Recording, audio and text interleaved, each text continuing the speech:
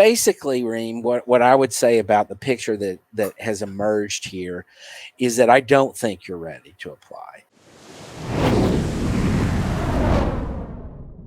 Well, welcome to our latest episode of Am I Ready? And these episodes are looking at whether or not you're ready to apply for the 22 cycle. So we're taping this in January of 22, so it's getting pretty close. And we'll be looking at one of our mapped users today and examining her situation and kind of coming to some conclusions about whether or not I think she's ready to apply. And so let me introduce us to Reem. Hello, Reem. How are you? I'm good. How are you? I'm doing really well. Tell us where you're calling from today. Albany, New York. Albany, New York. Okay, so it's probably pretty cold up there right now. It is. Yeah, I bet. So we'll start looking at everything, and but we're happy that you're here with us today, Reem, and we're going to look at everything about you, and then we're going to make some conclusions about whether or not I think you're ready. Does that sound good? Yes, I think they're good. Okay, good. So we're going to look at your mapped account, and we've got that pulled up right here, and obviously, the first thing that you see on your mapped account on the dashboard is the GPA graph. And what we see here on this GPA graph under the MCAT calculated GPA is a 3.64 with a science GPA of 3.63. So now tell us, Reem, what is your major? I studied medical laboratory science. Mm-hmm. Okay, so you were a bachelor degree. Yeah. Okay, good. And so you are currently working as a med tech or as a med lab scientist? Yeah, in microbiology now. Okay, great. That's awesome, and I'm sure we'll see some more of that when we get to your activity hours. But what we see here on this graph is kind of a variety of things. Why don't you tell us a little bit about about what we see here? So I think, let's see. I graduated in 2016. Mm-hmm. So before that, when I first started college in like fall of 2000, or actually like the spring of 2011, I was just an ESL student. So I haven't taken real college credits until about fall of 2011. So those, like the 4.0 GPA kind of was just like really easy classes, not science classes. And then when I started taking science classes, my GPA kind of dipped a little. But then I kind of picked myself up. Mm-hmm. Yeah, towards, in the middle. Yeah. Now we see a dip there toward the end in the fall of 15, 16. Tell me about that. So I took a lot of classes last semester, and one of my classes was actually, I think was physics, and it was in like a different college, in a community college. That just to graduate on time, I had to do that. So yeah, I kind of took a lot. Okay, so that was mainly just because of the load of courses that you were taking. Yes. And I actually, during that time, we also moved. So I used to live in New York City, and we moved to like outside the city. So the commute was very long too. Okay, good. All right. So let's look at, since we're talking about the numbers here, let's skip down to the MCAT section here, and we see two scores graphed out on this this graph. Looks like a score from September 2020 and a score from September 2021. Now, are these real scores or practice scores? Real scores. Okay, real scores. The MCAT twice. Yeah. Okay, so here we go. In 2020, an MCAT of 492. Looks like the highest section was the biochem section. Lowest sections were Chem Phys and Psych Soc. Then in 21, we have a 495 with fairly consistent subscores. 123 on cars, 123 on biochem, 124 Chem Phys, and 125 Psych Soc. So went up on the Psych Soc, down on the biochem, and up on the Chem Phys. Consistent score on cars. So how do you feel about kind of what's going on with the MCAT? I'm sure that the fact that you're English is not your original language, I'm sure has some impact on kind of how things are going on that. What are your thoughts? So yes, right. So, the cars section is still the hardest for me. Mm-hmm. So I need a lot of practice with that. Mm-hmm. The other sections, I haven't taken any Psych Soc classes. Mm-hmm. So like I've just self-studied for those. Mm-hmm. Yeah. And just I need a lot of preparation on the other ones. I have not taken a lot of practice questions and exams, to be honest. Okay. And is your plan to retake the MCAT? Yeah, in May this year. May of this year. Okay. Yeah. All right. Okay. Let's go on to activities, and we are going to see quite a few things here. Now, am I right in saying that your work activities are not on here? I did not put in the hours because I've been working since 2017. Mm-hmm. I felt that was going to show up like a lot of hours on my activities. But yeah, I've been working since July 2017 up until now. I'm still working. And that was full time? Yeah, it's a full-time job. Mm-hmm. Yeah, so that would be so in the application itself, you will include your work and the number of hours you've accumulated in that work, particularly for you, since your work is related to the issue of medicine and clinical care, et cetera. Then that would be very important to include that on your application as a part of the application. It's going to show up on the activities list, obviously, but it's potential, that part of your work experiences would show up in your personal statement, for example. Now, have you applied previously? No. Okay. So what we see here in terms of activities are quite a few different things here. Some volunteering, hospital volunteering. I say that's somewhat recent. It started on March 2021. Yeah. Okay. Like I did try to get it before, but they were like very poked and stuff. I couldn't find a spot until March. Right. Yeah. Okay. Some shadowing experiences with looks like a couple of different doctors. And that's fairly recent, December. Yeah. Mm-hmm. Okay. And is your plan to continue to do some of that shadowing or no? Yeah, with same doctors. Yeah. Same doctors. Okay. Yeah. Good. And had done some virtual shadowing as well. For those of you that don't know, the shadowing that Dr. Gray does is eshadowing.com.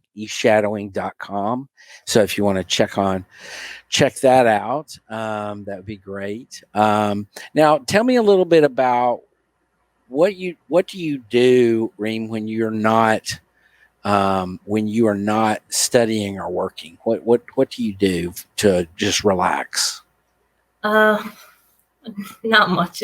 I have I'm a mom. I have 3 kids. They're all school age, so if I'm not working, I'll probably home Taking homework. care of the kids, right? Yeah. Yep, I understand that. I understand. Good. Okay. So let's go now on MAP. We're going to take a look at your. So we looked at the activities and stuff, and I wanted us to look back just a little bit at the dashboard. Now, tell me a little bit about what you do in your current work. So I work in a microbiology lab. We do anything from blood culturing, blood, urines, any like bodily fluid cultures. We also do like COVID testing, PCR testing. Yeah, can anything related to microbiology we do in the lab. It's in a big hospital, so we have a lot of COVID testing too recently. Sure.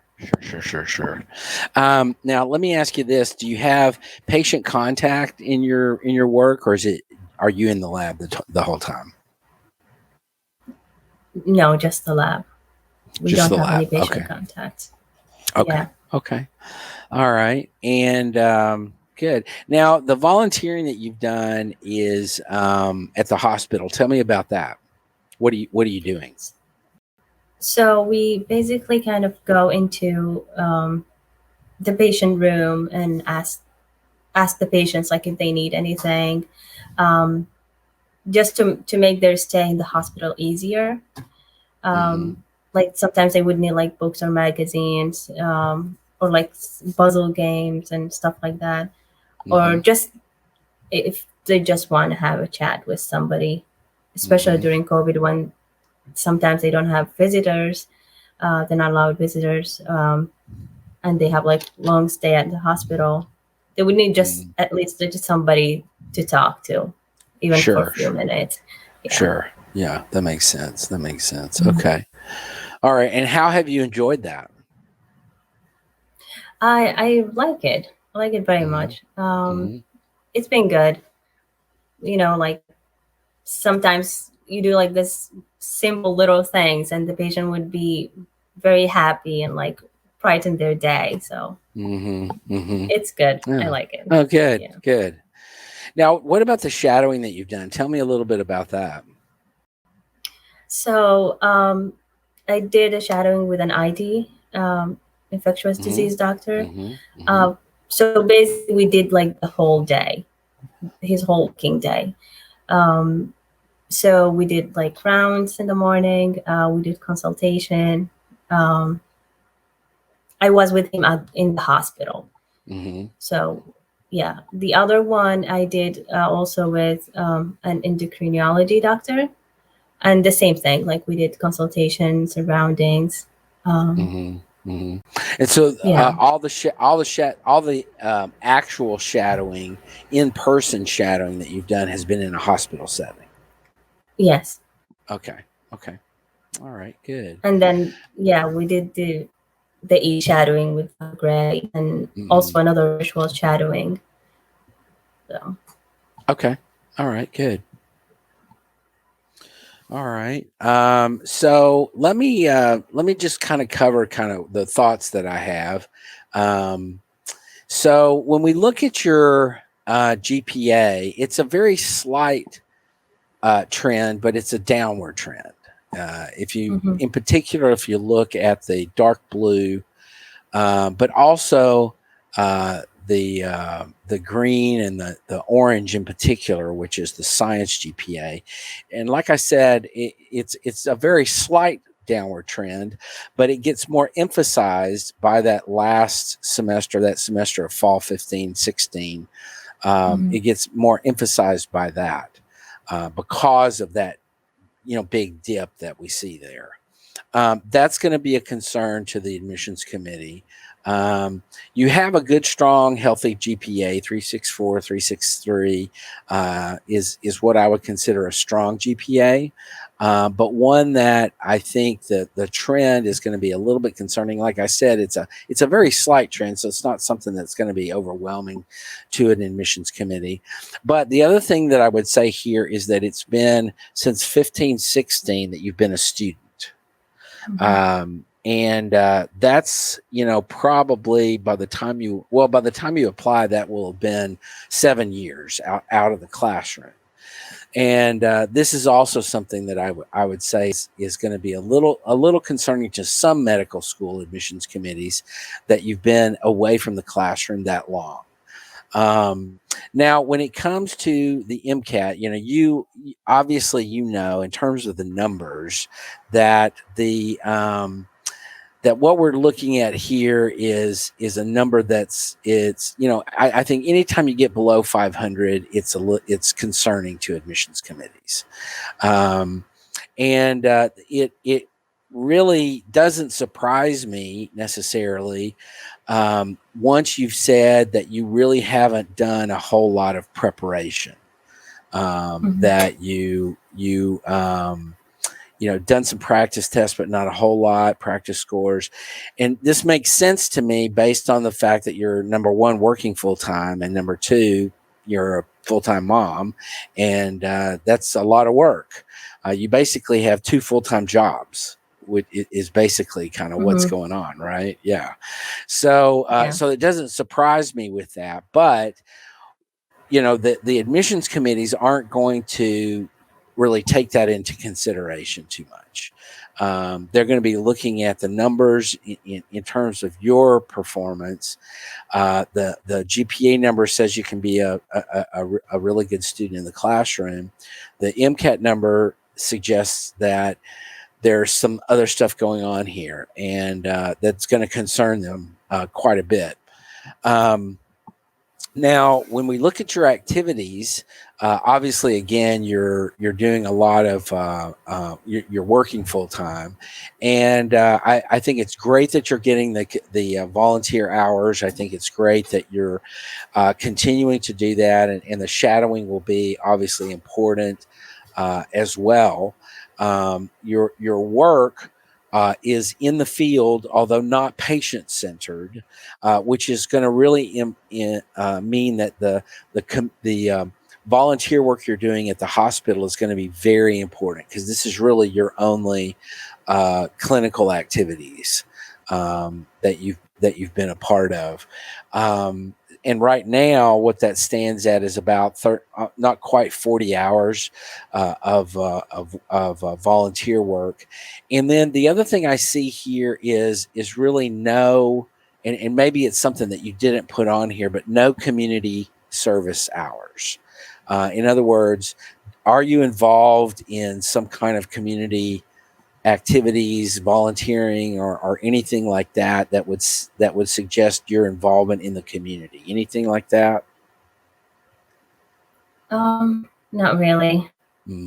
Okay. No. So between work and yeah, I understand, and so what I would say is that's going to be a little bit of a not a huge problem, but some problem, particularly now.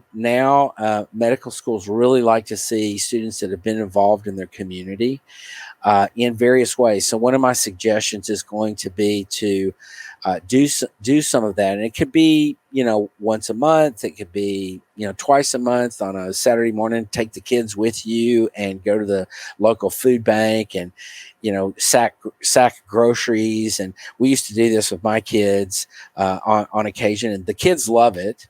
I don't know how old your kids are, if they're old enough to kind of be involved in something like that. But as they get older, I think we started with my kids when they were maybe,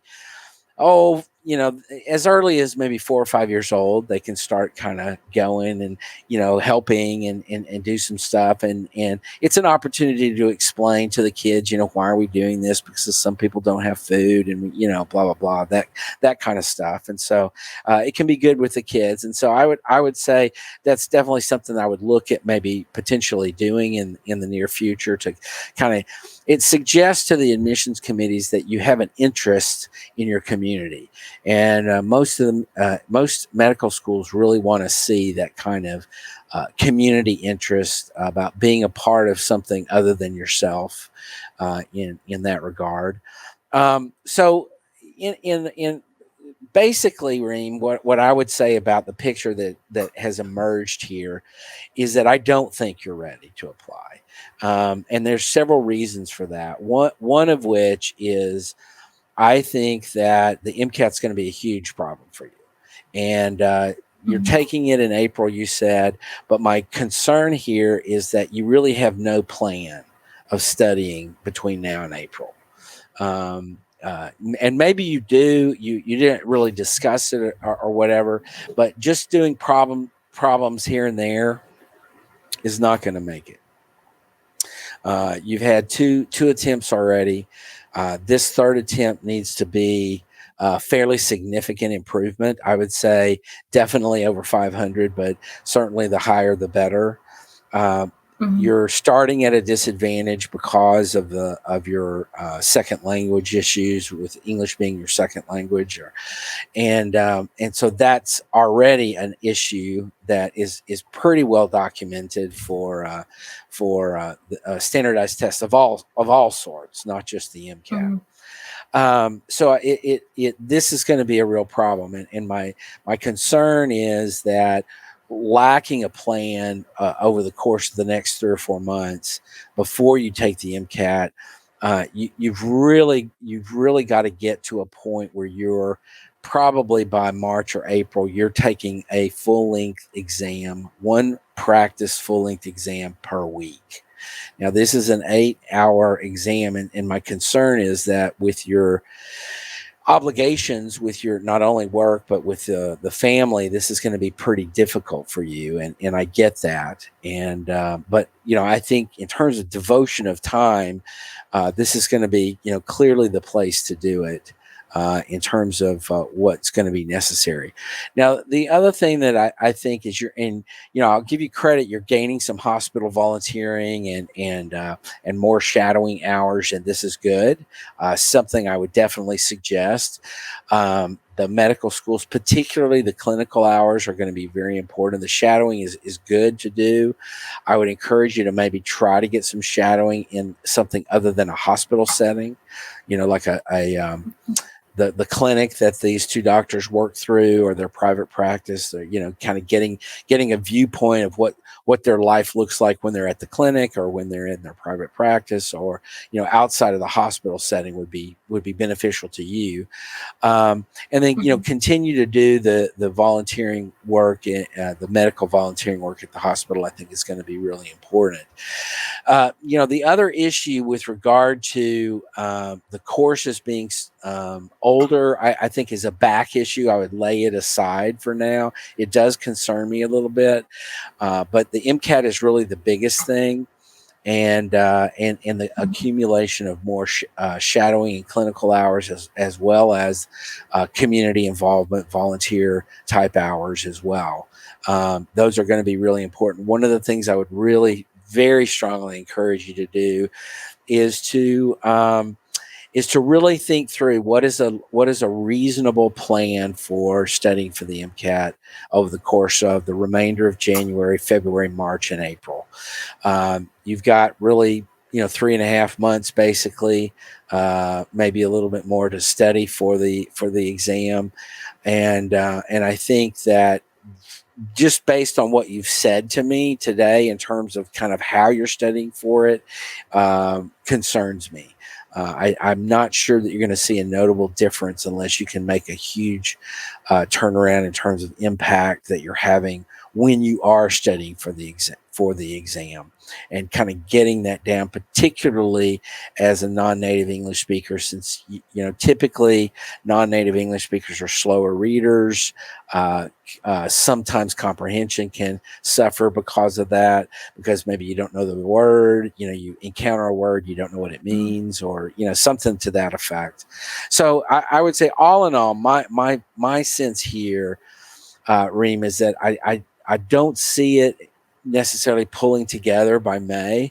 I would say, if anything, I would suggest that you wait a year, accumulate more hours that will give you a time to get involved in some community service work, and to really focus in on that MCAT. In fact, I would suggest, if you're at such a point where you can't devote too many hours to MCAT studying, I think that's going to even more emphasize the need to have more time. I'm worried that trying to push it to April is tight, and it's going to be potentially not a good thing when you get that score back. I would say maybe pushing it, and I don't know what's possible for you and your family in terms of if it's possible for you to take work less hours or whatever, but the devotion of study time to the MCAT is going to be really important, and so I'm worried about that in terms of your where you are. So all in all, I would say my recommendation, I usually describe it in terms of red light, yellow light, or green light.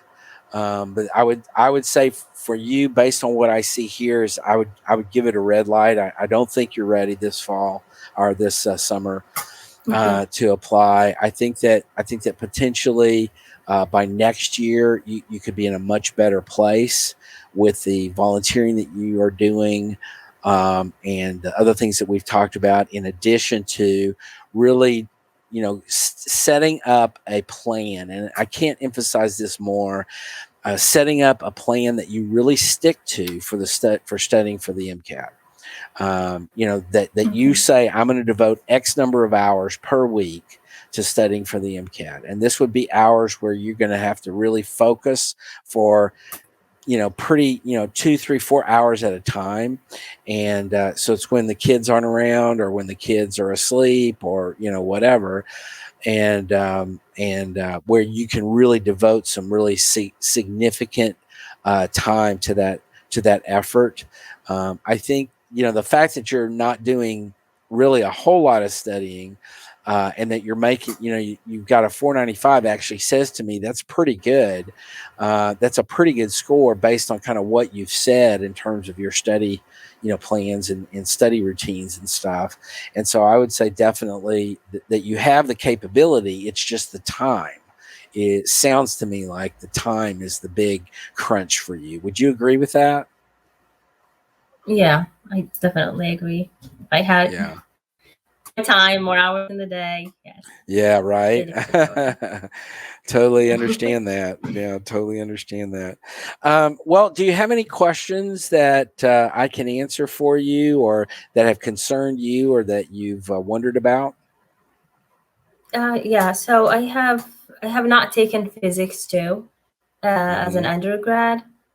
So I have an option to take it at a community college because I don't know, because my work schedule, I can take the classes later in the day. So would you suggest that I take it at like a 4-year school, or community college would be okay? So, I mean, what I talk about in this, when we're talking about things like this, I talk about optimal, acceptable, and unacceptable. And optimally, you would do these at a 4-year institution. I think, particularly with that downward trend in your coursework, I think it's going to be much better if you take it at a 4-year school. Now, is it acceptable to take it at a community college? Yes, absolutely. Community colleges are accredited. The course will count toward the prerequisite.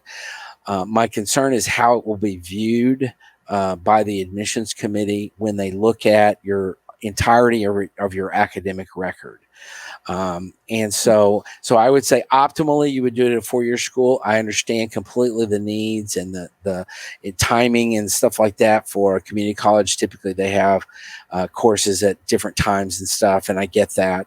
In addition, obviously, to the cost is much lower for a community college than it would be for a 4-year school. So to answer your question, it would be acceptable, yes, to take it at community college. Optimally, you would do it at a 4-year school, but you have to kind of look at and see what's possible for you in those under your circumstances. Okay. Would you also suggest that I take like an upper science classes as well, just to? Yeah, and this really addresses the need for coursework that's more recent. And so I would say if it's possible for you to take, over the course of the next year, maybe a handful of upper level biological science classes, that, that's the absolute, nothing besides that. So here I'm talking about biochemistry.